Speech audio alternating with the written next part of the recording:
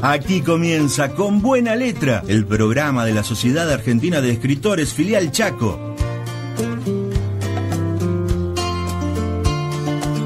Todos los jueves a partir de las 17, toda la literatura está en la radio de los vecinos. También tenés la repetición los sábados desde las 12. Dale, no te quedes afuera, Con Buena Letra, en Radio Municipal Resistencia, la radio de los vecinos.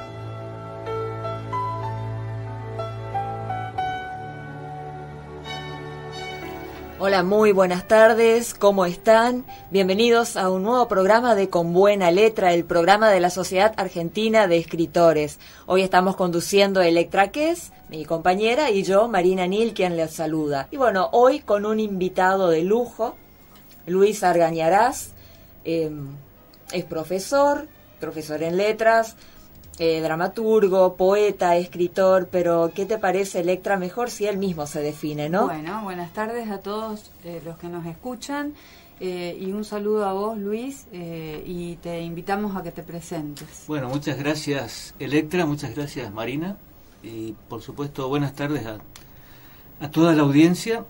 Y en los casilleros...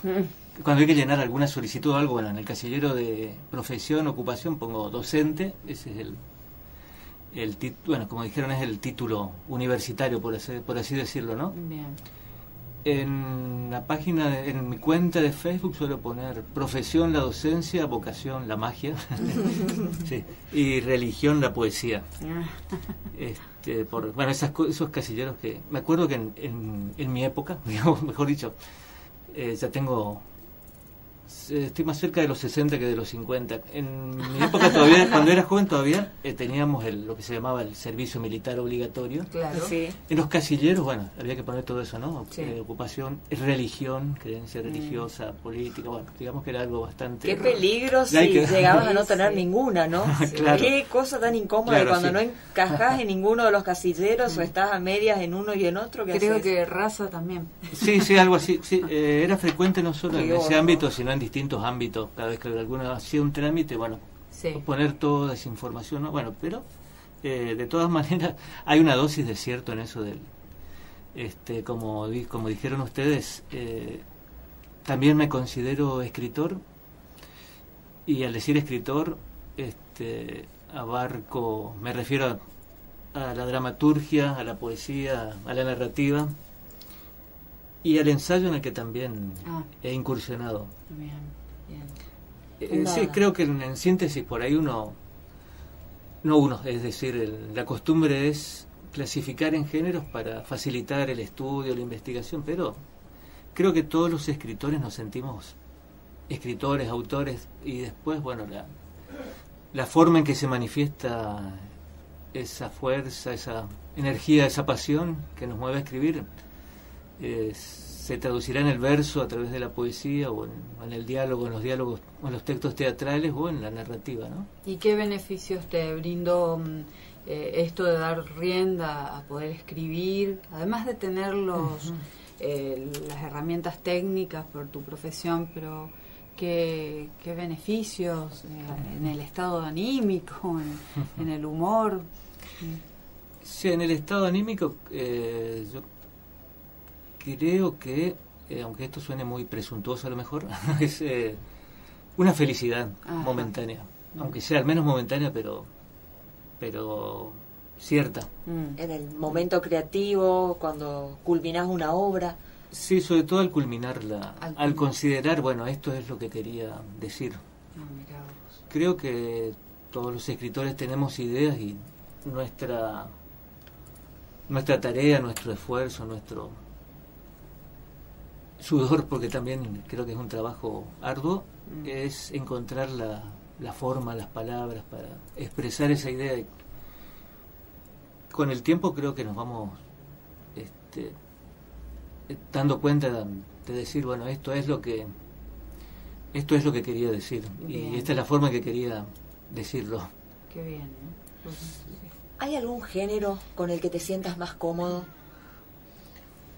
Sí, yo creo que o gran parte de lo que he escrito parte de lo que podemos denominar la poesía. Más concretamente de lo lírico, ¿no? Digo lírico porque, bueno, uno dice poesía y piensa en los versos, pero bueno, antiguamente el poeta era el que escribía teatro, el que escribía narrativa. En cierta manera era sinónimo poeta de escritor, ¿no? Y para diferenciarlo del historiador que supuestamente escribía sobre cosas reales. No, pero de todas maneras lo que sí creo es que generalmente parto de una imagen o de una idea que tal vez en un principio puede ser un verso y que después, bueno, por esas cuestiones de la vida o cuestiones personales o cuestiones de la vida que van pasando o siendo procesadas por mí, por mi subjetividad, bueno, se convierten en un texto literario, ¿no? Y después viene la tarea de encontrar la forma. Lo que creo que también, así como todos los artistas, un pintor creo que, bueno, mira este paisaje que vemos por la ventana y ve formas, colores, contornos que nosotros no vemos. Claro. Y nosotros y los escritores creo que ante distintas situaciones de la vida nos imaginamos otras cosas, ¿no? Nos disparan y bueno, creo que me pasa eso. Generalmente son imágenes muy, casi diría cinematográficas, porque supongo que también en esto está la influencia o la historia personal, porque me gusta el cine. Y bueno, sobre todo en algunos autores que siempre me llamó la atención en el cine, bueno, cómo hay directores que pueden contar una historia con imágenes sin dar tantas explicaciones, pero también con mucha contundencia. Y creo que en cierta manera la poesía también es eso, ¿no? No contar, sino hacer referencias, sugerir. Y generar eso también, porque vos estás diciendo esas cosas y yo hablabas de los escritores de antaño, cómo era obras de teatro, ¿no? Y leyendo a autores muy antiguos, no sé, a García Lorca, no sé, uno ve como que hay un diálogo que fuera para ser representado en el teatro. Y me quedé pensando en las obras de los poetas hoy en día, el que no escribe eso, ¿no? El que escribe otro. Pero también hay un diálogo del autor con un no sé quién, digamos, una parte de sí mismo, o le dirige a un ser querido, a un receptor X. Bueno, Mario Doldán nos decía que por ahí hay obras que son muy... él hablaba de herméticas, yo no sé si vale la palabra, vos que sos profesor, encriptadas, así, ¿no? Como, entonces uno dice, ¿con quién está hablando de sus fantasmas? Esta persona que escribe tan raro, no está dialogando con nadie. Sí, sí, en principio sí vale la palabra hermético. Ajá.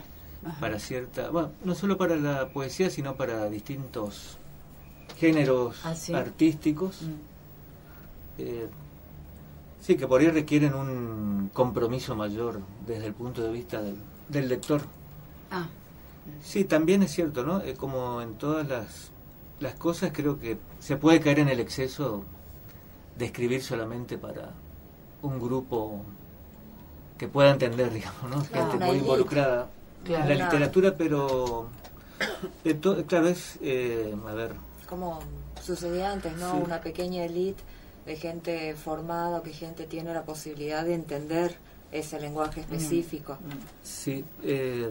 No habría obras para los niños tampoco, en ese caso, ¿no? Claro, de todas maneras, hay siempre una tensión, digamos, ¿no? No hay entre el lenguaje que tenemos y lo que podemos hacer con el lenguaje, ¿no? Ajá.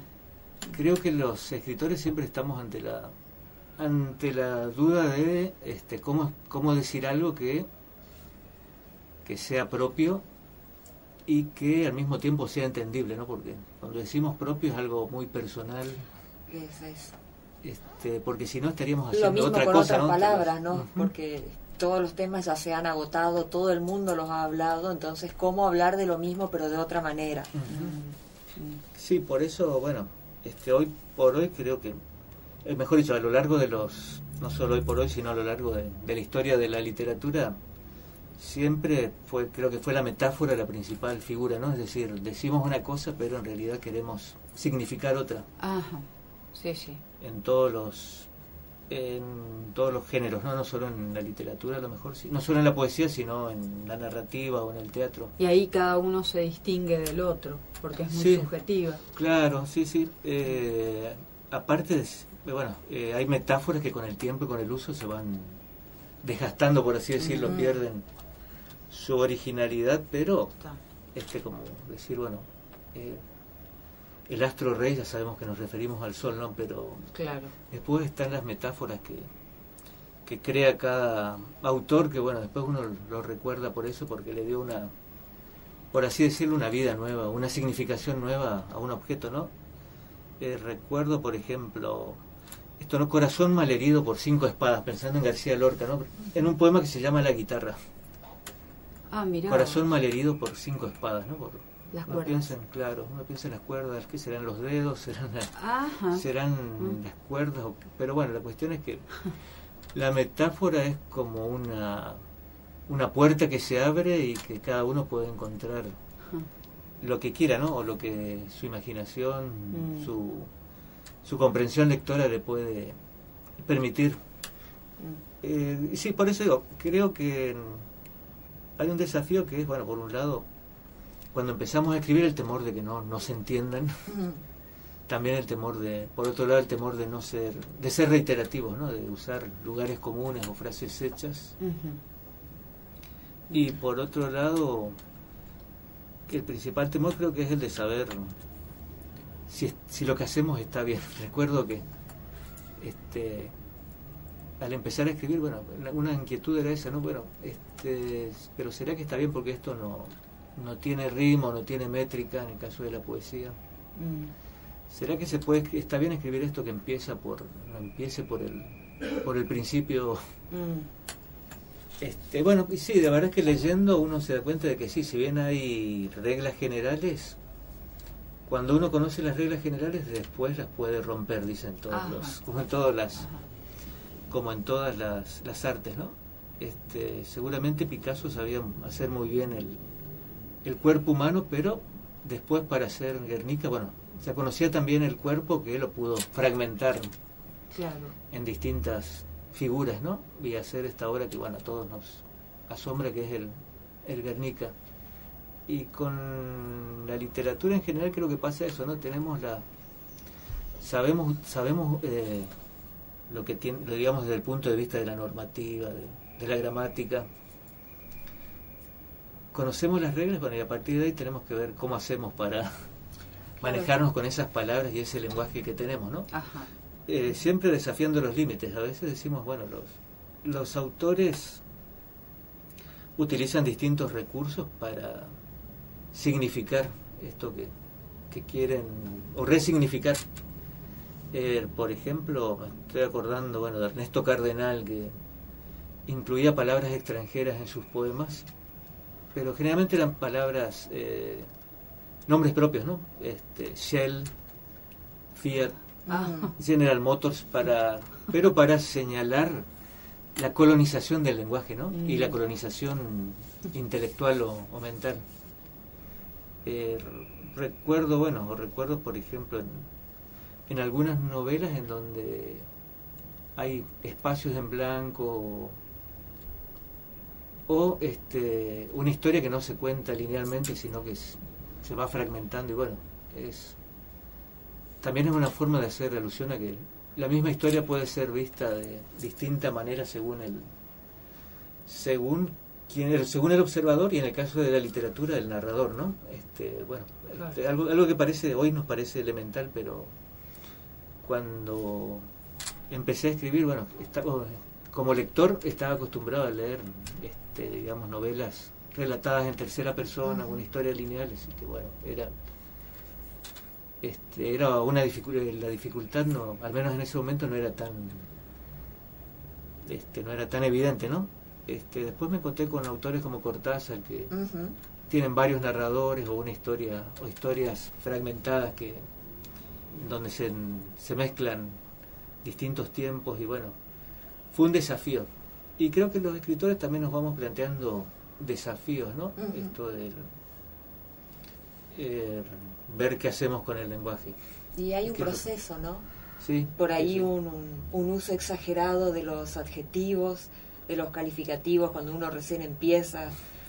Después uno va moderando, se da cuenta de que la fuerza del texto no está en eso, sino que está en cómo uno va manejando la acción. La acción en el caso de la narrativa, ¿no? La poesía se maneja más por metáfora, pasa por otro lado. Pero es un proceso y que se anda escribiendo. No, sí, no hay bueno, otra manera eso, de pasarlo y de... Sí, parece bueno, obviamente es una perogrullada esto de decir, a escribir se aprende escribiendo, pero sí, es la parte del trabajo, digamos, ¿no? Sea cual fuere el género. Se puede llenar de teoría, Marta Bardaro lo decía de la filosofía, filosofar se aprende filosofando, ¿no? Yendo a la universidad y estudiando los filósofos, sino aplicándola en la vida cotidiana. Y es como que se repite lo mismo en la literatura, en todas las disciplinas artísticas, en todo el quehacer. Un médico sale con su título de médico, pero realmente va a aprender a ser médico, y vos que sos médica me lo podés decir, uno lo aprende en el quehacer, la experiencia sí, que se complementa con lo teórico, que no está mal lo teórico y lo académico, porque te dan una base de partida, pero no te garantizan la excelencia, no te garantizan nada. No. Tenés una base y a partir de ahí tenés que empezar a caminar y hacer tu propio camino. Y lo tenés que hacer haciendo. Sí, ni quedarse ahí tampoco, claro, en un primer laurel. Claro. Claro, sí, yo recuerdo que las primeras lecturas fueron los clásicos españoles, Lope de Vega, Cervantes, Calderón de la Barca, bueno, bueno, lo de Becker fue todo un descubrimiento de otra forma de escribir, otra percepción, digamos que. Bueno, ahí también después entendí que, claro, el romanticismo era la sensibilidad más parecida a nuestra época.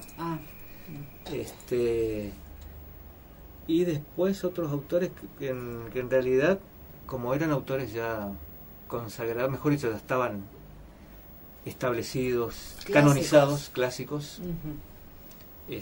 Bueno, recuerdo que mis padres, por ejemplo, mis tíos sabían, cuando hablábamos de Cervantes o de Becker, bueno, ellos también tenían idea del Quijote, o de las obras de Neruda, por ejemplo, o del Martín Fierro, por ejemplo, ¿no? Después la universidad fue un ámbito donde pude conocer también otros autores más contemporáneos, pero que también sirvieron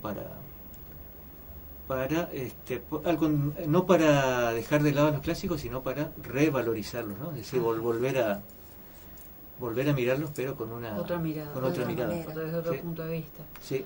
¿Sos originario de Resistencia? Sí, nacido. ¿Y tu familia también? Sí, mis padres se encontraron, por así decirlo, en General San Martín por trabajo, ¿no? Mi mamá como maestra, pero venía en General San Martín, por trabajo, se había ido a trabajar como docente, con su título reciente. Y mi papá, en busca de trabajo, que venía desde Santiago del Estero, después de andar por otras provincias, empezó a trabajar en General San Martín, en una sucursal del Banco Nación que se abrió por esa época. Estamos hablando de fines de los años 40, porque en 1950, hasta ese momento General San Martín se llamaba El Zapallar. Por eso se lo menciona así muchas veces. El Zapallar. Hay un escritor de San Martín, que es Elvio Aguilar, que publicó una obra sobre General San Martín justamente, pero el título es Sanmartiniano y Zapallarense, ¿no? Ahora sabemos por qué. Claro. En 1950, que era el aniversario del centenario del fallecimiento del General San Martín, bueno, se decidió... ¿Se le cambió el nombre? Ponerle ese nombre a la localidad, ¿no? Claro. General San Martín, pero hay mucha gente que le sigue diciendo Zapallar. Sí, es cierto eso. Sí. Y quizás tengamos que ir en breve a una tanda, pero de música, pero preguntarte un poco si te has sentido reconocido en esta provincia o quizás en otras partes del mundo también, ¿no? escuchamos un poquito de música, hacemos una pausa y después volvemos a responder esta pregunta. Bueno. Sin el estrés de la mañana, ni la calma de la noche. Aquí, disfrutás la tarde a full. Radio Municipal Resistencia 87.9, porque el día aún no termina.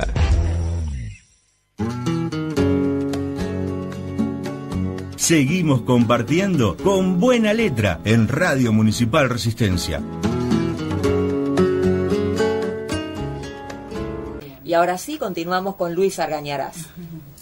Sí, recuerdo que había una pregunta. Si te habías sentido reconocido. Claro, tenía que ver con eso, con el reconocimiento. El reconocimiento. Sí. Felizmente,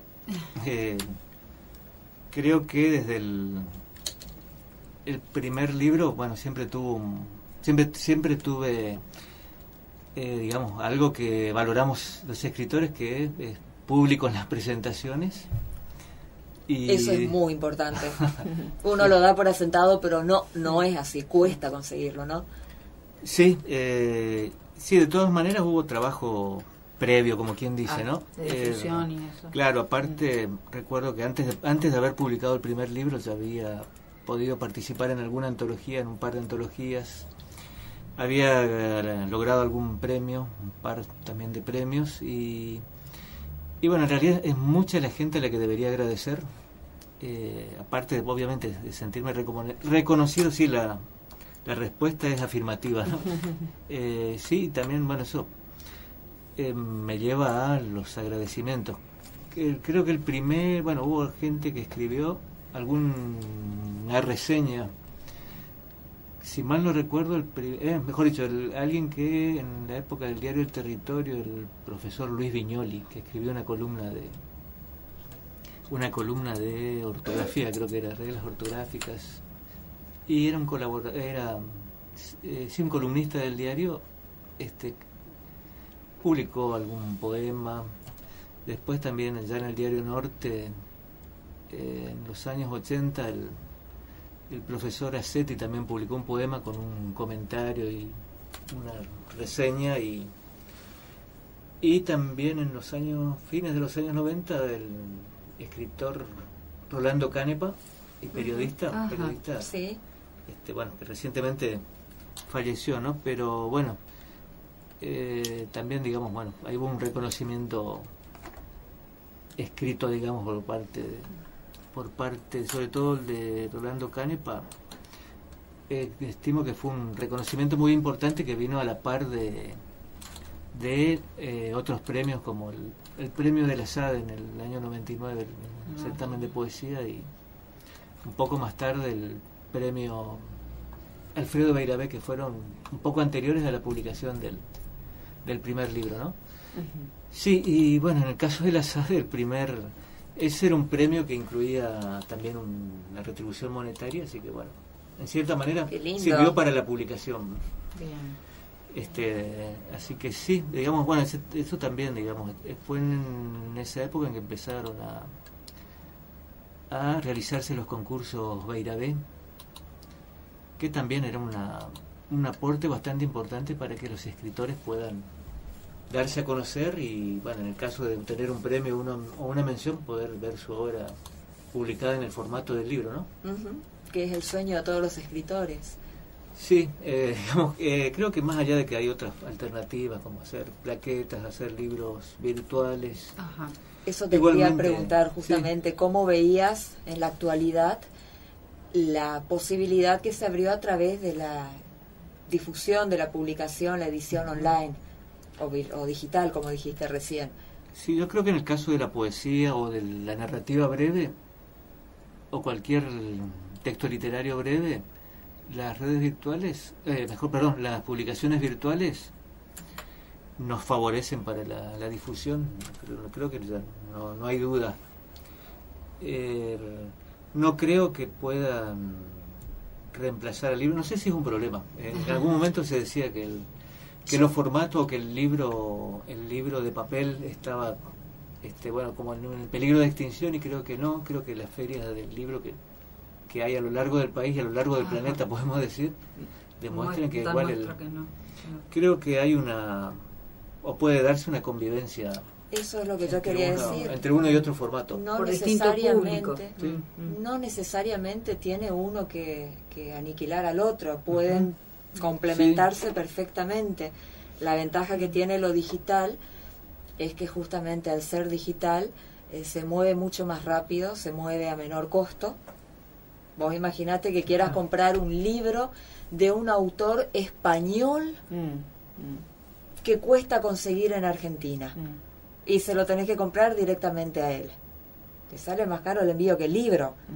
Ahora, si él te dice, mira, lo podés comprar de alguna librería virtual que te sale el archivo para leer desde tu teléfono o desde un dispositivo electrónico, y te sale 10 veces más barato porque no tenés que pagar el envío, pagás solamente el libro. Tiene su ventaja. Claro que hay una cierta comodidad, un cierto apego al papel, que hace que por ahí los mismos autores digan, no, yo no quiero, y yo los avivo desde la oficina de escritores, yo les digo, vos seguís leyendo en papel, Claro. pero no te cierres a una parte del mercado que siente predilección, por ahí no en nuestra región, pero sí en otros lugares, que ya está leyendo desde tablets, desde teléfonos, Entonces vos que seguís comprando tus libros en papel, léelo, pero abrite con tu obra al que prefiere otras maneras. Sí, y bueno, también ahora escribo frente a la pantalla, frente a la pantalla. Claro. Me cuesta, bueno, y también por razones de trabajo también he leído mucho en la pantalla. Creo que para la lectura, que podemos decir por placer, bueno, siento la necesidad todavía del libro de papel, la cuestión física de El estar olorcito. cómodo, el olor, la textura. Ahora, todo para eso, la ¿no? traducción de los libros a los no oyentes o a los invidentes, el audiolibro y el braille, ¿no será más fácil si es Mira, en la versión digital? hablando con Cintia Vega, que es una chica ciega, Sí, sí. ella lo que tiene es, me decía que el braille es muy costoso porque ocupa mucho papel. Claro. Lo ocupa más papel de lo que ocupa el texto impreso. Son volúmenes de un tamaño importante. Muy, Bueno, muy tamaño. Apunto para decir, Y- hay una antología el año pasado se publicó la antología de Barranqueras, las letras de Barranqueras, Ah, sí. que tiene también un Sí, formato sí. en braille, ¿no? Sí, es cierto. Sí, sí, sí. Y lo que sí tienen Ajá. es un programa que les lee, que así, gracias a ese programa también pueden manejar sus dispositivos. Les va leyendo el texto en Word o en PDF. Es una voz totalmente robotizada, ¿no? Claro. Pero se los va leyendo, que es una manera también de independizarse y no estar dependiendo de que alguna persona tenga tiempo y la buena disposición de sentarse a leerles lo que ellos necesitan o desean Sí, sí. escuchar. ¿Y Ahora, eso de dónde lo toma? ¿Del libro de papel, como decís? ¿En papel? Es un programa, es un pero programa de la versión... que instalan en su Word. computadora, claro. Ah, Es un programa que tienen instalado, entonces pueden tener el archivo, primero era en Word, ahora parece que también en PDF, y se los va leyendo. Claro. Por supuesto que mucho más hermoso que eso es tener el libro leído por una persona, y si es el autor mucho mejor, Sí. porque es una persona, no vas a comparar una máquina leyendo, reconociendo letras y haciendo sonidos a la intonación que le da una persona. Pero ya es un paso adelante, Claro. de estar dependiendo de que alguien pueda sentarse a leerles, a tener la libertad de seleccionar su texto y escuchar su texto, ya es un paso. Sí. Sí, por eso insisto en que no veo una oposición entre un formato y otro. Se complementan. Sí, bueno, después hay cuestiones puntuales, ¿no? Por ejemplo, bueno, todos sabemos que es un problema en el país, y creo que a nivel mundial también la vivienda. No todo el mundo tiene una vivienda lo suficientemente amplia como para tener libros, no todos los libros que quieran. Bueno, creo que muchos tenemos problemas con a mí los me está libros pasando eso. que tenemos, que bueno, siempre estamos necesitando algún mueble o alguna cosa, o desprendernos de alguno con gran dolor, Qué o lo que difícil fuere, ¿no? eso. Sí. Pero sí, digamos, bueno, en esos casos, al menos temporariamente, el libro virtual es una Es una posibilidad. alternativa. Sí. Sí, sí, sí. Y más ahora que ha avanzado tanto la tecnología que es cómodo leer. En su momento, leer desde los monitores viejos, y sí, te boxeaba los ojos, te los destruía. Ahora es más cómodo, es más fácil, ahora hay tablets, incluso desde el propio celular, de algunos celulares, no todos por supuesto, los últimos celulares se puede leer y es cómodo, pero el celular es chiquito, te tiras en un sillón, en una cama y vas leyendo. En un formato de lectura que es para el celular. Si no, no es tan cómodo. Si uno quiere leer un PDF desde un celular, no es tan cómodo, les puedo asegurar porque hice el intento. Pero un iPad o algún ebook que es puntualmente para estos soportes, sí. Y es una posibilidad. Sí, no, y básicamente creo que todos los escritores queremos que nos lean. Claro.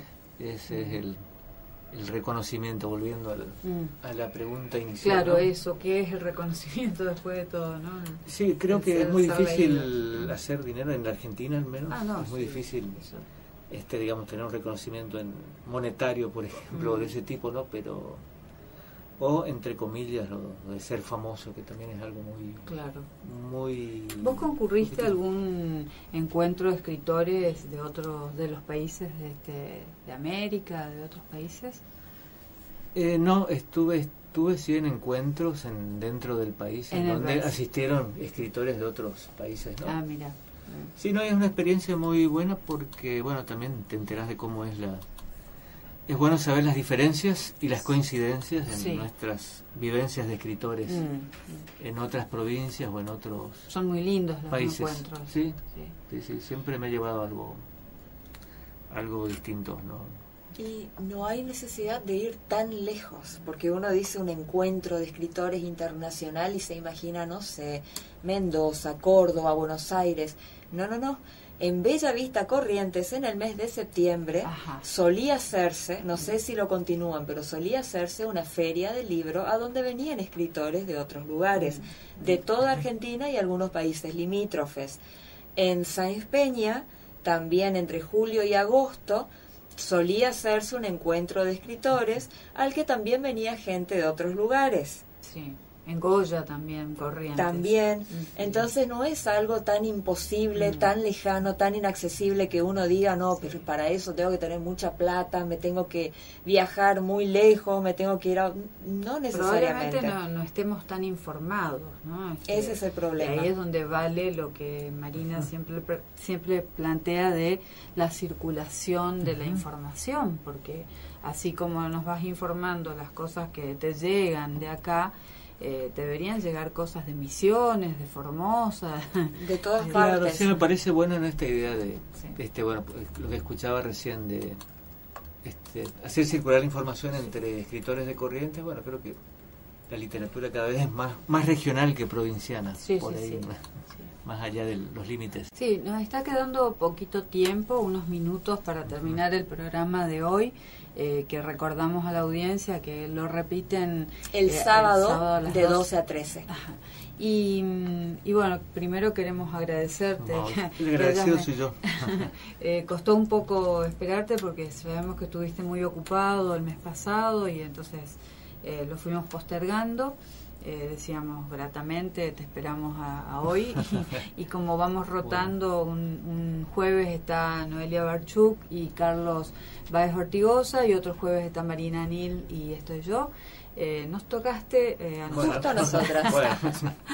Así que estamos muy agradecidas y bueno, y si vos querés agregar algo que no reitero mi agradecimiento y bueno, como les decía, esto también es parte del reconocimiento, las invitaciones a ámbitos donde se pueda hablar de literatura y bueno, y la promesa o el compromiso de les avisaré cuando esté por presentarse en sociedad el próximo libro, que en realidad es una antología de los poemarios ya publicados, ¿no? Bueno, buenísimo.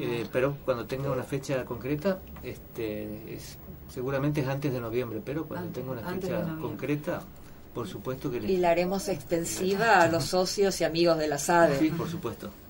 Bueno, muchas gracias. Gracias. Muchísimas gracias, Luis. Bueno, nosotras ya nos estamos despidiendo. Este programa se repite, como dijo recién Electra, el sábado de 12 a 13. nos vamos a reencontrar. La semana que viene seguramente van a estar Carlos y Noelia conduciendo Con Buena Letra. Antes de despedirnos queremos agradecerle a Oscar Machado por la operación técnica, por la compañía que nos hizo durante el programa. Nos despedimos, Electra, hasta dentro de 2 semanas, si Dios quiere. Y si no, lo comencemos. Si no quiere, lo comencemos. Muchísimas gracias, Luis, de nuevo. Bueno. Tengan todos una muy buena tarde.